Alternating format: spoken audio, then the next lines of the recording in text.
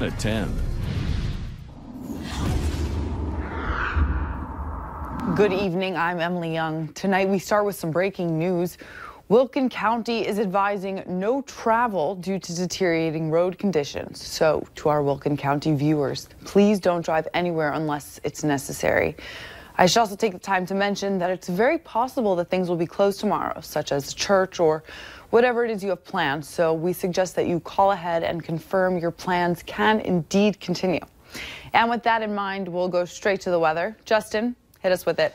And thank you, Emily, and good evening, everybody. Light to moderate amounts across the region. Let's take a look at the current snowfall totals, and these might be a little lower than the actual amounts that we will see tomorrow because the storm system is still in progress. Near 8 inches, Wahpeton in Herman, Minnesota, and Grant County. Closer to 3.5 inches, Lidgerwood, Detroit Lakes, and at Fargo. Let's take a look at where it is snowing right now. Snow mainly north of Fargo as you approach just north of Grand Forks into the Thief River Falls area. Heavy and steady as you make your way out toward Mayville, Hillsborough, Crookston, and Ada. And this should wrap up as we go through the next couple of hours. We'll tell you what to expect in terms of snowfall amounts across the region and what to expect tomorrow and for the week ahead coming up later in the newscast. All right, thank you for that update, Justin.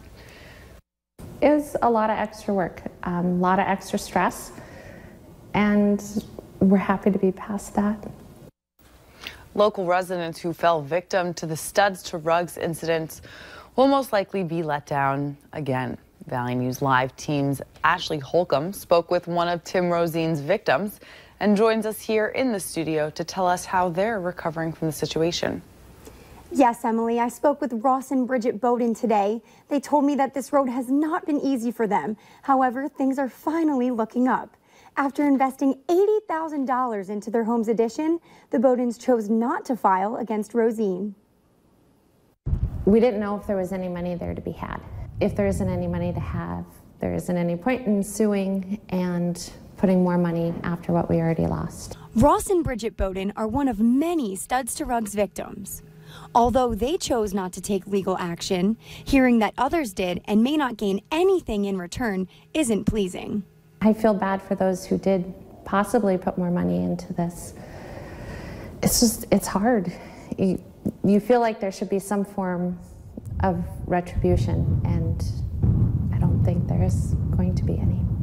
It was back in April when this project started, and now in February, the finish line is finally within reach. We're probably a solid 90, if not 95% done. It's all finishing touches, and I'm just so happy with the way it's turning out. With help from friends and local businesses, their lives are beginning to return to normal. We have a kitchen and we can cook again. Not having a kitchen sink or a stove for almost 3 months was really hard.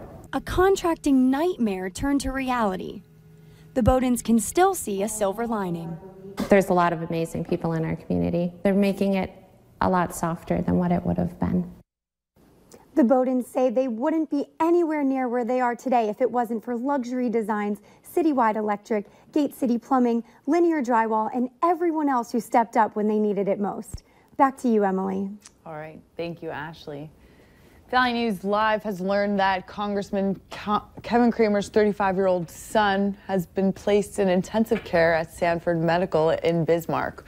According to K-Fire News, Cramer's wife, Chris, posted to social media this morning that his liver and kidneys are failing, and they've asked us to call family. News sources have reached out to the lawmaker's office and the North Dakota Republican Party, but so far, no one has returned the calls. The congressman said in a statement that he and his wife will disclose the cause of their son's illness later, but for now are asking for privacy and prayers. Cramer announced in February he would seek a 4th term in the U.S. House of Representatives instead of running for the Senate, and cited family reasons for his decision. Today, spectators and well-wishers lined the streets in Asheville, North Carolina to say goodbye to the Reverend Billy Graham.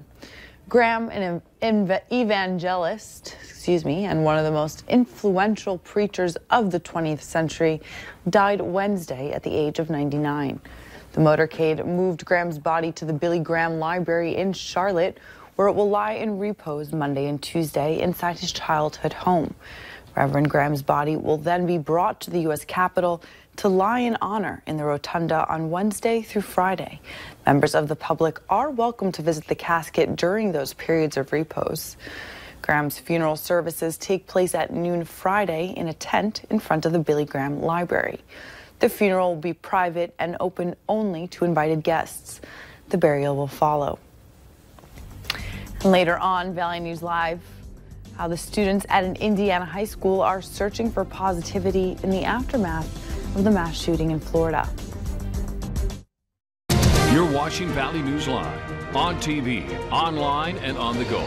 Always on, wherever you are, whenever you need to know. Valley News Live.